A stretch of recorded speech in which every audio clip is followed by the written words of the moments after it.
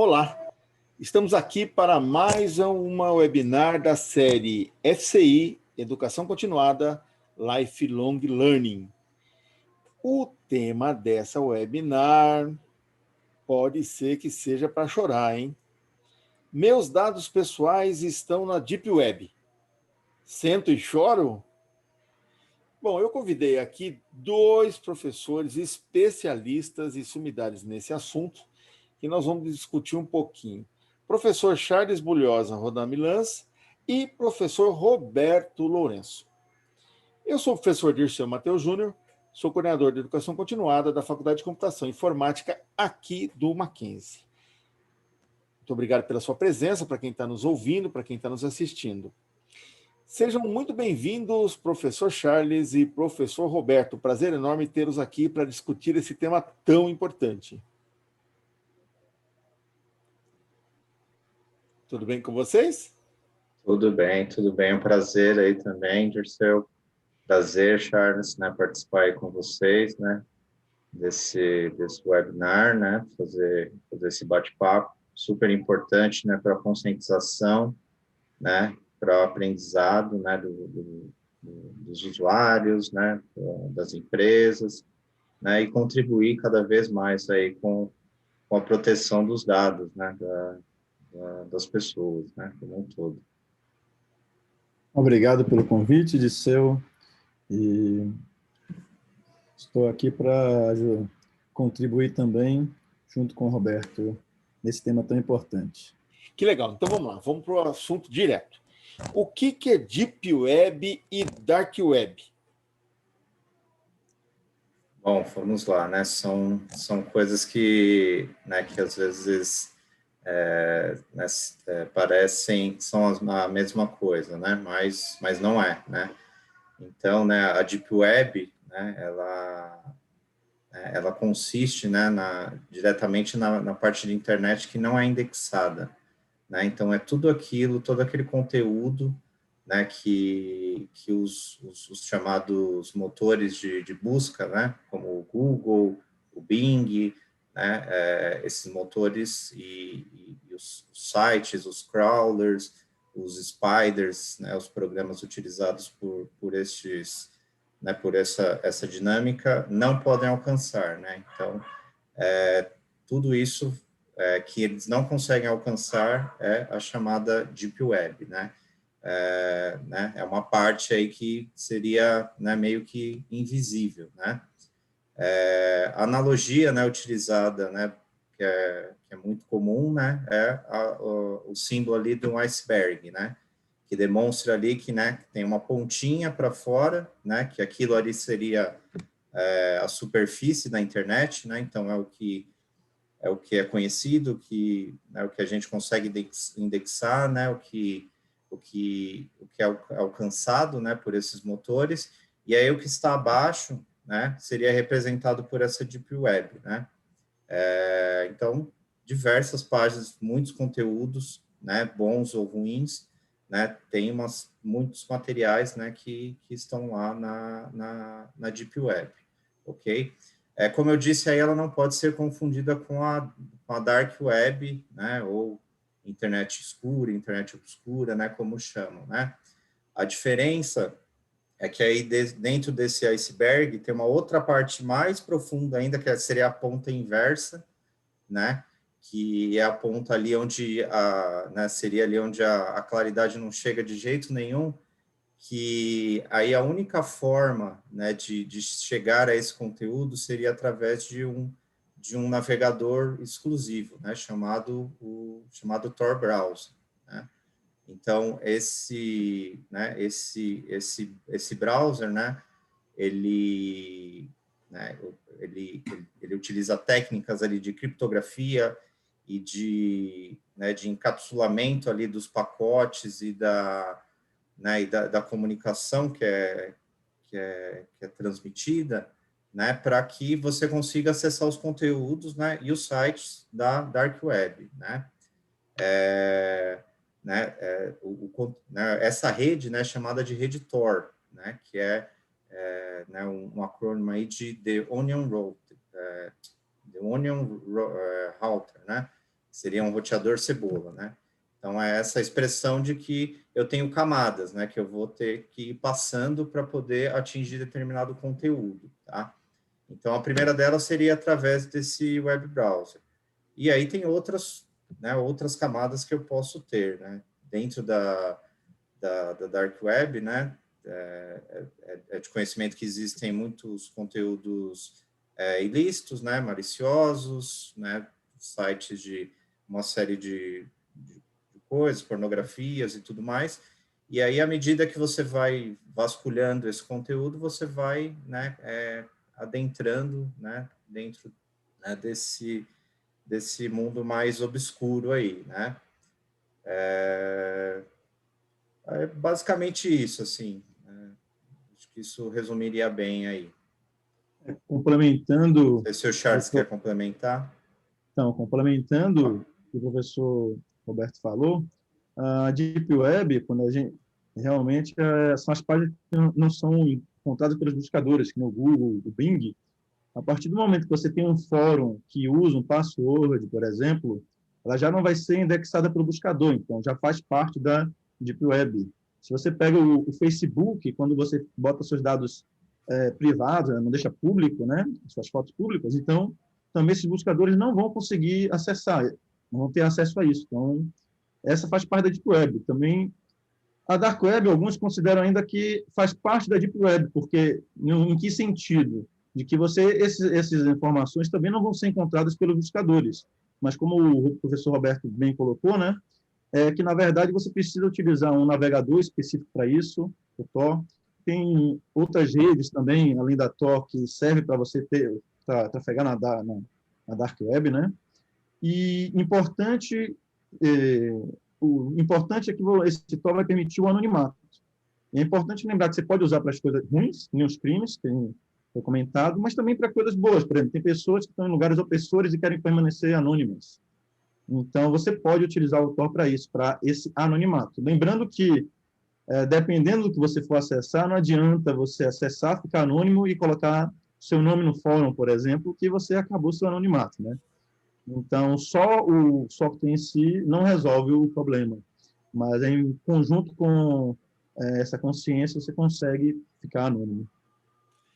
E legal, então, tem um lado bom e tem um lado ruim aí, né? O pessoal enxerga mais o lado ruim, obviamente.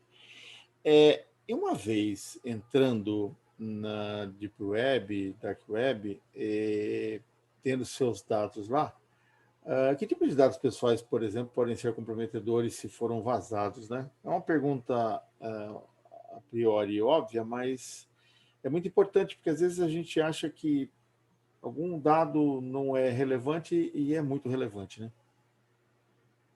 Isso mesmo. Bom, o que eu tenho para dizer, né, que a grande maioria dos dados, né, convencionais, né, já é de grande conhecimento, né? Então, infelizmente, né, não tem muito como fugir disso, né? Então, nome, RG, né, infelizmente por conta, né, dos cenários, da forma de utilização, muitas dessas informações, né, já são conhecidas, tá? Né, e aí é o motivo aí do fórum, né? Sento e choro, né? Não, né? Aí você tem que, né, tomar algumas medidas que a gente vai falar. Mas respondendo aí, né, os dados que eu considero que são mais comprometedores, né, são aqueles que têm um maior valor, né? Que traz maior valor lá dentro do mercado, né? Para se ter ideia, né, hoje em dia, né, um valor de uma identidade dentro né, da Dark Web, ela, né, você consegue comprar por R$5, né, acho que 50 centavos de dólar, alguma coisa assim, né, é um valor muito baixo. Aí já dados de cartão de crédito, né, aí você, né, tem uma variação ali de 15 a 50 dólares, né, que você poderia adquirir isso, né. Aí tem, né, outros tipos de dados, previdência, tudo que vai né, talvez tendo um pouco mais de exposição, ou que né, no meu entendimento, eu vejo que tem mais proximidade, mais poder de barganha com o titular ali do dado, é o que vai ter mais impacto, né? Por exemplo, aí já uma conta do PayPal, né, onde eu não tenho somente o valor lá, né, do dinheiro, né, mas aí, obviamente, eu vou ter outras informações, aí já varia de 150 a 300 dólares, tá? Outras contas, né, como, por exemplo, de e-mails privados, né, de contas privadas, né, chegam também nessa faixa de 300 dólares. E aí, o último, né, de todos, dentro né, do que eu pesquiso, dentro do que eu tenho conhecimento, seriam os dados os dados médicos, né, os dados de pacientes, os dados hospitalares. Esses aí chegam a ser de 10 a 100 vezes mais o valor de um dado, né, de cartão de crédito lá, por exemplo, né? Então, sei lá, né, chegaria a 10 mil dólares, $1.000, não sei, depende do tipo. Então, esse seria, né, o que eu vejo que é o dado mais comprometedor, né? Imagine, né, uma pessoa famosa, né, ter o seu exame exposto, né, ou nós mesmos, né, pessoas comuns, né, temos nosso exame exposto ali, né, e alguém chegar, né, pedindo ali um resgate por aquilo, né? Então, é muito mais comprometedor, né? Aí eu acho que é isso. Pelo Quer lado complementar ruim, né, alguma coisa, professor? Charles? Porque pelo lado bom seria de alguém estar oferecendo algum serviço, né? Alguma empresa de assistência médica, alguma coisa parecida, mas não, né? É lado ruim, né? Que a gente só está falando da coisa ruim. Então, por isso que eu falei do início, né, dessa questão dos dados, vamos dizer, né, nome, CPF, RG, esses são os que, né, endereços, esses são os que são comumente utilizados, né, ou vazados ou não, né, ou com consentimento ou não, né, eles já estão circulando, né, e aí são utilizados para, né, para fazer essas campanhas, né. Só que aí também tem as campanhas para o mal, né? Campanhas de phishing e tudo mais. Ataques direcionados, né? Mas aí, né, respondendo ali em questão qual o dado mais comprometedor vazado, eu diria que é o dado, né, de saúde ali, né? Nossa. Um laudo ali é pesado. O que você acha aí, Charles? Então, a gente tem realmente vários dados, que nem os dados mais básicos, né? Dados pessoais, que são nome, CPF, e-mail. Tem alguns que são telefones que você pode até gostar disso, mas se pegarem meu telefone para ficar fazendo propaganda, eu não quero não, viu? Então, isso eu não acho coisa boa, não. É um marketing que o pessoal pode fazer, mas aí acaba incomodando também, né? Mas esse depende do tipo de incômodo. Pode ser pior, que nem o Roberto falou, de pegar seus dados da saúde e apresentar e divulgar. Ou então até uma empresa pode comprar esses dados para saber se vai te contratar ou não. Porque se você tem alguma doença específica, ela pode falar, não quero contratar essa pessoa. Então, a gente tem os dados pessoais, né, que são esses que permitem identificar quem é a pessoa, ou então um conjunto de dados que permite identificar quem é a pessoa, né, que nem nome, idade, CPF. Dependendo, pode pegar o seu endereço de IP para saber quais foram, onde você esteve também, a sua localização. E temos os dados que são mais sensíveis, né, dados de pessoal sensível, né, que aí permite que abra margem para alguma discriminação com você, por exemplo. Você pega dados íntimos, aí você pode em seguida ser chantageado, uma foto que você tirou, invadiram o seu celular, ou então, que nem o Roberto falou, que é o mais grave, que realmente é a questão dos dados relativos à saúde, né? Tem questão também de dados de preferências sexuais, filiações partidárias, posições religiosas, tudo isso são dados sensíveis. Então, tendo posse de alguma desses dados que você está escondendo, você pode sofrer alguma discriminação ou até mesmo ter alguma desvantagem na sociedade, né? Como eu falei, a questão de um emprego você perder porque sabe que você tem uma doença. Então, existem vários níveis realmente do que podem fazer com esses dados, né? Legal. Charles, e como é que você acha que a gente pode se prevenir? Ou seja, tanto a pessoa como a empresa? Bom, para se prevenir, né? Se você pensa no usuário comum, na pessoa, geralmente é utilizar uma senha para cada serviço que você vai utilizar no site. No site, por exemplo, o Google, você usa uma, você tem um sistema de armazenamento, que nem o OneDrive, Google Drive, usa outra. Então, mas para fazer isso é complicado a gente ficar lembrando, né? Tem formas de fazer isso, mas você pode usar um gerenciador de senhas, por exemplo, que aí você cria uma senha, guarda nesse local, nesse software que ele gera, às vezes, a senha para você de 60 caracteres, então você não precisa ficar lembrando. Utilizar também fatores de autenticação, né? De dois fatores de autenticação. Por exemplo, pode ser o seu celular que vai gerar um número aleatório, ou então você ter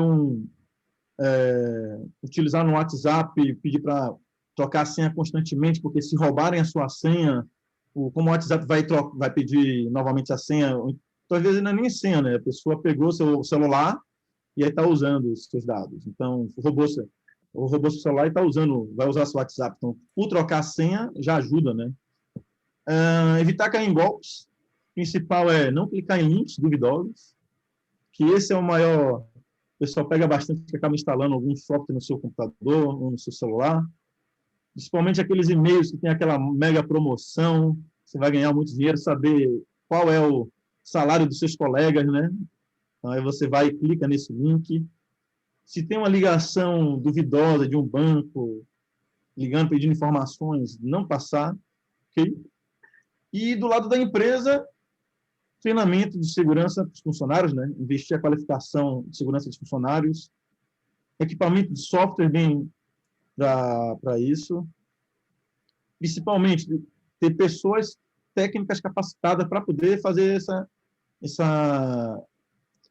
instalação do software, configuração, os processos do software processo de segurança tem que ser bem definido, né? Em empresa, principalmente, manter os softwares atualizados e ter um controle de senha, né? Botar umas senhas mais seguras, de vez em quando pedir para trocar a senha, mudar a senha, né? E, quando possível, a empresa também deixar os dados anônimos, né? De alguma forma, se ela não precisa identificar quem é a pessoa, se ela deixar anônimo, não vou conseguir identificar. Ou então, criptografar a senha, então, ela não sabe. Fica difícil, dependendo da técnica e do algoritmo que você está usando. Se você criptografa o password da pessoa, a senha, mesmo que a pessoa pegue, vai ser difícil ela entender o que tem ali, né? Então, são algumas formas que podem ser feitas, tanto do lado do usuário, da pessoa, quanto da empresa. Talvez na empresa, né, Charles, seja um pouco mais fácil todo esse controle, porque geralmente as empresas costumam ter uma política de segurança da informação, né? Segurança e proteção da informação contra ataques, né, contra vazamentos e tal. No caso pessoal, é mais um controle seu e mais uma rigidez de sua parte no seu controle, não é verdade? É bem diferente, né? Essa forma de se prevenir, né? Eu preciso ser consciente, né? Porque eu já vi várias pessoas emprestando o cartão, uma pessoa de confiança emprestando o cartão e a senha vai lá e vai até o banco para sacar um dinheiro para você. Quer dizer, não é? Mas é importante disso, também perceber que se você é uma pessoa que é descompromissada com isso, acaba influenciando diretamente na empresa, porque você vai clicar em um link e vai, dependendo, instalar algum software no seu computador, no computador da empresa, né? Então, foi por isso que eu falei na questão de investir na qualificação dos funcionários, né? Para eles entenderem isso. Então, tem alguns serviços que a empresa contrata que olha, vou mandar links para ver se a pessoa clica. E aí a pessoa clica e aí ele depois, ele é chamado lá pelo pessoal e fala, olha, você não era para ter clicado. Ou então, ver se a pessoa clicou, é redirecionado para uma página para ela ler para evitar isso, né? Os procedimentos para evitar. Se a pessoa não leu, então ela é chamada para poder evitar isso, porque compromete toda a empresa, né? Isso aí. Então, é importante também a pessoa ter essa mentalidade para também ajudar a empresa, mas a empresa tem que, além disso, né, ter outras técnicas, outras formas para poder fazer essa prevenção. E pessoas capacitadas, funcionários capacitados na área de segurança é muito importante para isso. Legal. Roberto, alguma dica aí de como se prevenir? Sim, sim, eu tenho alguns complementos aí, né? Da parte do usuário, né, da pessoa, né? Aí depois eu entro na parte da conscientização, mas a parte da pessoa, né, é aquele clássico, né, máximo. Você precisa definir uma senha, né, que seja complexa, né? E aí o complexo não é algo absurdo, 60 caracteres, né? Você fazendo ali um jogo de palavras em que você consegue lembrar e usa os caracteres ali, já ajuda muito, né? Então, uma empresa recentemente divulgou mais um dos seus estudos em que a maioria das senhas, né, utilizadas ainda são as básicas, né? 1, 2, 3, 4, 5, 6, 1, 2, 3, admin, sequência aqui do teclado, 1, 2, QW, tal. Então, ainda, infelizmente, né, as pessoas acabam caindo nisso. Datas de nascimento, né, datas comemorativas e tal, isso daí, infelizmente, ainda continua, né, e é muito utilizado, né, em qualquer tipo de ataque, né, de chamado ataque do tipo dicionário, né? Então, quando eu quero quebrar, fazer uma força bruta ali, né, contra alguma conta, eu utilizo, né, dessas técnicas, e aí são as que mais passam aí facilmente, tá? Por conta disso. Palavras simples, palavras que têm dicionários, né, tudo isso daí passa muito simples, tá? Complementando. Por parte da empresa, eu reforço a questão da conscientização, né? O Charles tocou aí nessa questão da campanha, né? Tem campanhas de phishing, né? Que são feitas, né? Mas além disso, é você engajar, né? O colaborador, né? No programa de segurança, né? E mostrar para ele o que realmente está acontecendo, né? Recentemente a gente teve esse vazamento aí que foi público aí de 220 milhões de credenciais aí de dados, né? Que vazaram, aí não se sabe, né, qual foi a origem, se realmente foi vazado, se não foi. Então, né, o que dentro da empresa a gente fomentou foi conscientizar todos os usuários em todos os níveis, né? Os usuários que lidam ou não com os dados, fazer ali uma abordagem bem clara, explicar, né, como isso funciona, e aí isso ele acaba levando para a vida dele, né, trazendo aquilo para a vida real, né, dele. Então, por exemplo, uma das coisas que eu acho bacana ressaltar, né, como complementar, além do segundo fator de autenticação, né, mas tem alguns casos em que a pessoa não consegue, não tem tecnologia, mas tem outras formas de fazer. Por exemplo, você receber alertas, né, no seu celular, né? Já é alguma forma, tá? Isso acontece muito com o banco, né? Qualquer tipo de transação, né? Você pode configurar ali para você receber um alerta, né? O cartão de crédito, cartão de débito, quando você paga, né? E aí né, nos sites públicos aí também do governo, tal, você configura também dessa mesma forma. Quando tiver qualquer tipo de alteração, você recebe algum alerta, né? É isso, né, para ajudar. Mas né, eu diria que é isso, né? O usuário é o elo mais forte, né, da corrente. Todo mundo acha que é o elo mais fraco, né? Mas é o elo mais forte, porque é o que é o mais utilizado, é o que tem mais força. Então, se ele, né, for comprometido, cara, se ele não for bem engajado, não for bem treinado, todo o resto, né, né, vai embora, entendeu? Aí não tem o que fazer, né?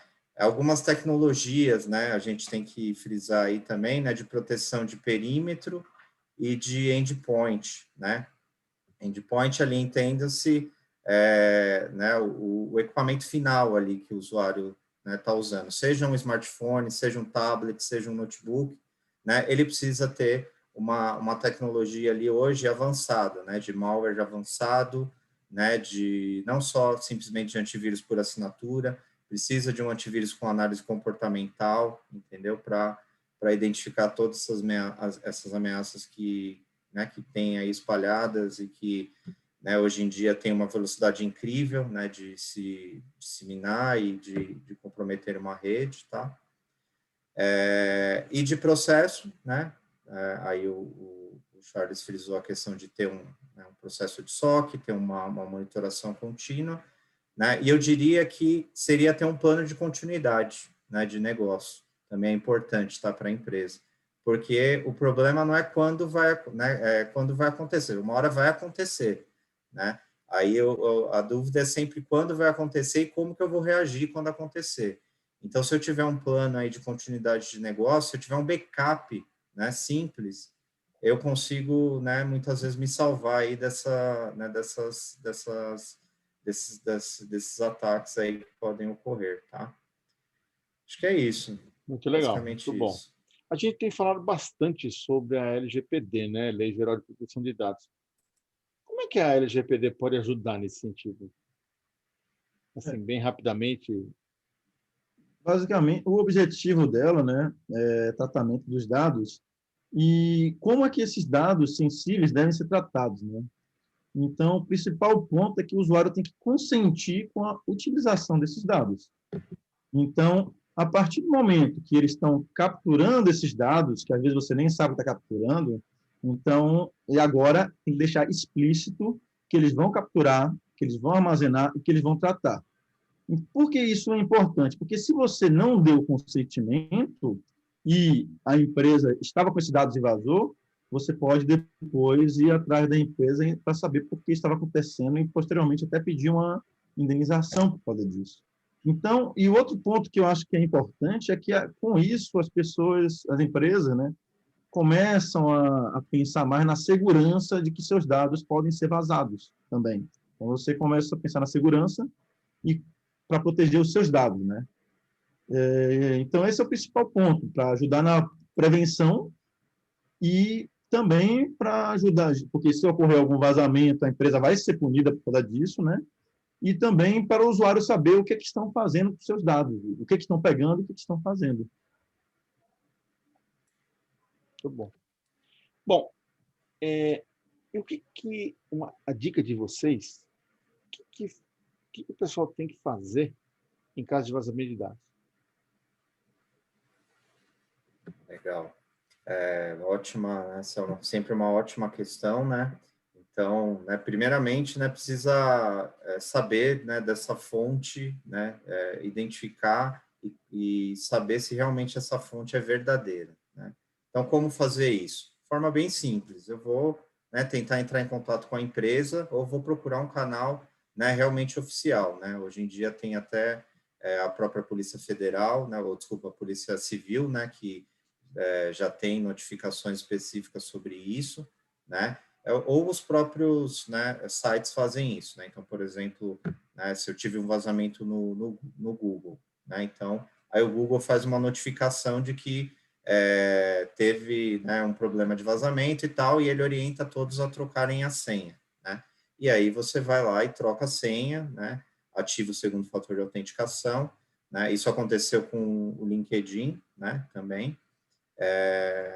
Então, né, o que eu diria é sempre validar a fonte, né, se realmente acontece, porque teve muitos vazamentos e muitas coisas que ocorreram que realmente não é verdade, ou não foi daquele local, ou, né, ou foi de outros locais, enfim.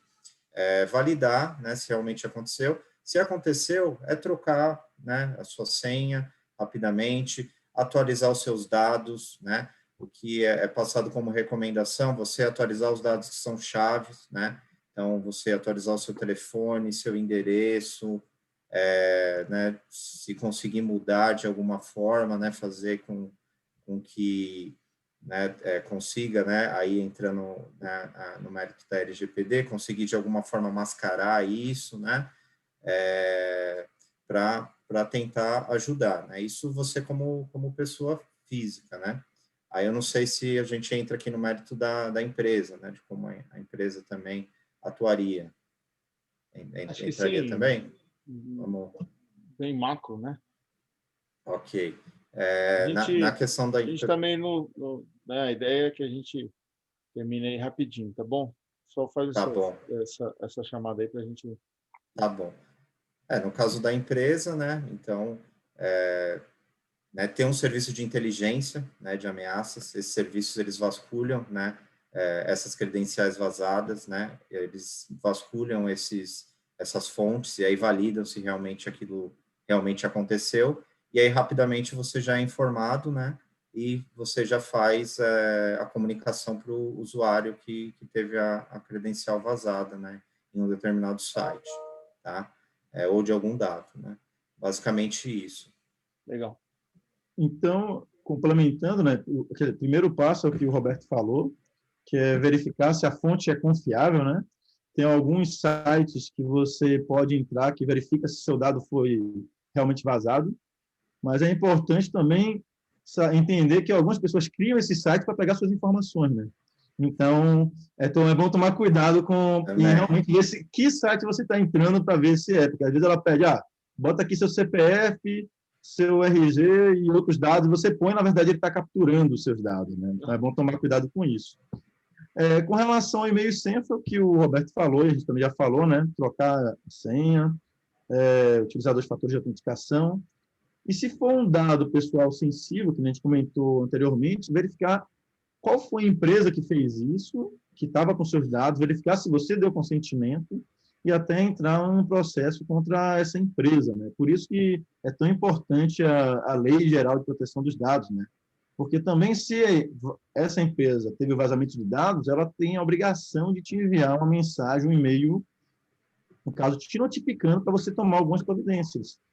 Outras empresas já fazem isso, que, né, a gente viu o LinkedIn fez isso, mas várias outras não fazem isso e você fica sabendo por terceiro, né? Então, é importante isso. E também verificar se aquele dado para você quão é sensível, né? Porque muitas vezes vários dados já são vendidos de maneira legal entre as empresas. Então, verificar se aquilo realmente vai te afetar ou não, né? Mas se for um dado, como eu falei, pessoal sensível, que não posso te comprometer, aí sim é bom tomar as devidas providências. Legal. Muito bom. Uma questão muito forte de segurança, de conscientização, né? Tanto pelo lado das pessoas e tanto pelo lado da empresa, né? E você que está nos ouvindo, está nos assistindo, quer aprender mais sobre isso? Quer efetivamente ter conhecimento para ajudar as empresas nesse quesito de segurança? O mercado está muito forte nessa linha, nessa área de segurança e inteligência cibernética. Aqui no Mackenzie nós temos pós-graduação. Aliás, o Mackenzie é referência em educação continuada. Pós-graduação em segurança e inteligência cibernética. Aqui no Mackenzie a gente tem. Vem para cá. Mackenzie.br, aba pós-graduação, especialização, tecnologia da informação. Acha lá. Professor Roberto e professor Charles, as suas considerações finais para a gente encerrar esse papo gostoso que a gente está aqui, mas o nosso objetivo é trabalhar em cima de um tempo, aí, senão uma coisa fica gostosa, mas acaba ficando um pouquinho cansativo para quem está assistindo, né? Eu diria que né, é sempre aquilo, né? Tomem muito cuidado, né, com as informações que vocês, né, imputam nos sites, né, nos cadastros, né, e não somente nos sites, né, até mesmo numa loja, né, numa drogaria, a hora que você vai comprar, né, um remédio, né, toma muito cuidado com essas ofertas, né, com esse mercado, né, de informação que é o que tá acontecendo, né? Hoje em dia a informação virou uma moeda de troca aí, né? Como, né, eu mostrei aí, né, com alguns números aí, né? Hoje já, né, a informação, né, já é uma grande moeda aí, né? Né, já é vendida, comercializada e tudo mais. Então tome muito cuidado com seus dados, cuidado com os filhos, né? Cuidado com os menores, tá? Orientem as crianças, pesquisem, né? Tem muita cartilha, muita coisa sobre o bom uso da internet, né? É bom compartilhar isso com as crianças, né? Com os familiares, né? É isso, né? Cuidado nunca é demais, né? Muito bom. Então, reforçando essa questão de conscientização é bem importante, né? Toda vez que tiver uma mensagem muito que fique sempre com o pé atrás com algumas mensagens que prometem muito, né? Então, desconfie sempre que estiverem pedindo alguns dados seus, seja por e-mail, por link, desconfie. E é importante também que a vantagem dessa Lei Geral de Proteção dos Dados, né, é que ela está fazendo aumentar o interesse das empresas por segurança. Então, também vai precisar de mais gente capacitada para atuar nessa área, né? Então, é importante que a pessoa, que o profissional da área também, agora do lado da empresa, o profissional que vai trabalhar nas empresas, procure se aprimorar, né? Então, é importante continuar sempre estudando, se aprimorando. Muito bom. Eu quero agradecer a sua participação, que está nos ouvindo, está nos assistindo, e agradecer muito o professor Charles e o professor Roberto. Falei aqui com o professor Charles Bulhosa Rodamales, desculpa, e o professor Roberto Lourenço sobre meus dados pessoais estão na Deep Web. Sento e choro? Você viu e ouviu várias dicas, várias sugestões de como se prevenir para isso. Quero agradecer mais uma vez ao professor Charles, ao professor Roberto, e a você que nos ouviu, que está nos assistindo. Até uma próxima. Obrigado, agradeço. Obrigado a todos. Até a próxima. Obrigado pelo convite. Até mais. Até mais.